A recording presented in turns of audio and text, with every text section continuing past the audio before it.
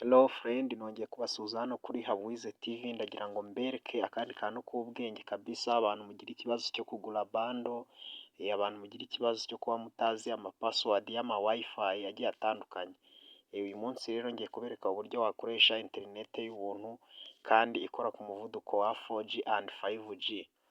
Uyu munsi rero hano niba ari ubwa mbere ukihagera, wakora subscribe hano kuri Habuwize TV, tukwereka utuntu tw'ubwenge, uburyo wakinjiza amafaranga, uburyo wasirimuka na tekinoloji n'utundi tuntu tw'ubwenge tugiye dutandukanye mukoresha mu buzima bwa buri munsi.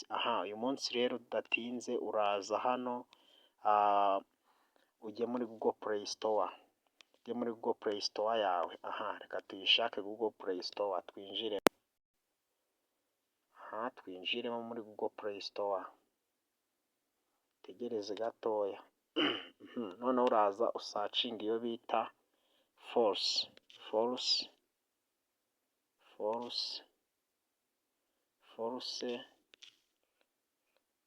light.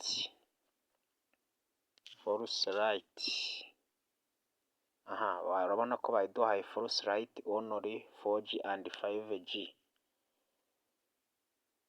Noneho urabona, noneho uze uyesitare. Twe kubera ko twayesitaye, reka tuyikorere open. Murabona ukuntu isa, tuyikorere open. Noneho hano baratweretse methode 1.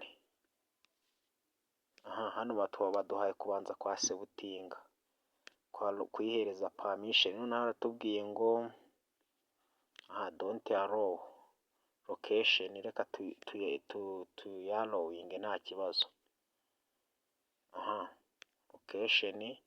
Noneho hano ukinjira bari bukubwire ngo methode 1 Android iri hejuru ya 11, methode ya kabiri Android iri hejuru ya 11, iya mbere ni Android iri munsi ya 11, methode ya kabiri ni Android iri hejuru ya 11.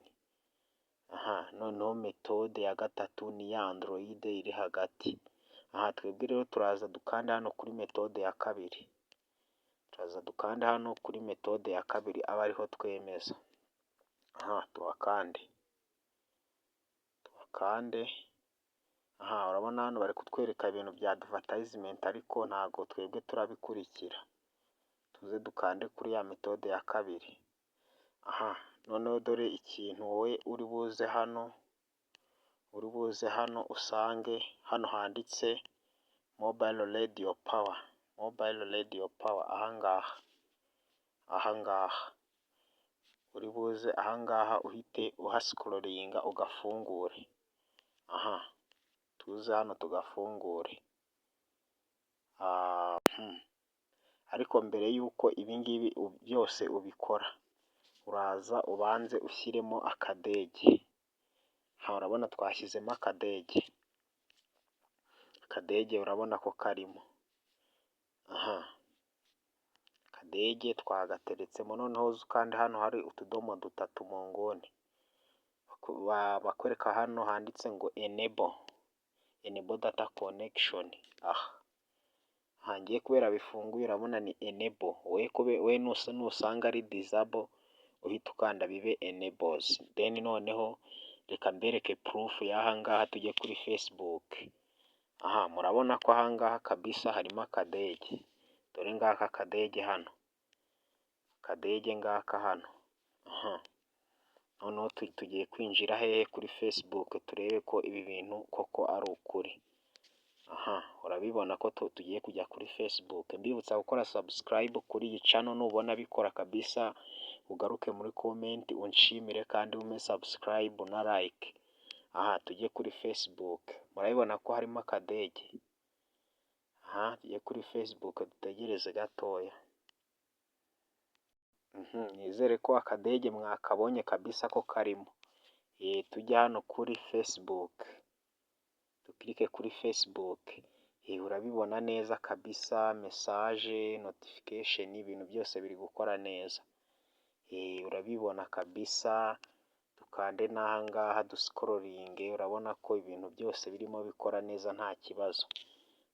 Tujye no kuri YouTube kugira ngo mubone proof. tujye kuri YouTube kabisa, niba ukibona ino channel bwa mbere kora subscribe, niho uzajya umenya ibijyanye na interinete y'ubuntu, ibijyanye na tekinoloji, utundi tuntu tw'ubwenge. Urabona ko ibintu birimo birakora neza kandi nta interinete kabisa. Rero niba ubikoze bigakunda, jya muri comment utubwire ati byakunze, ugaruke utubwire ati byakunze, then noneho duhereze subscribe, duhe like, ndetse muri comment uvuge n'icyo twazagukorera. Mwayibonye harimo akadege kabisa niba mwitegereje neza. Rero ndabashimiye abantu mwese mwakoze subscribe kuri ino channel. Iyi video ndakeka ko yabashimishije kandi nkwibutsa gusharinga n'abandi.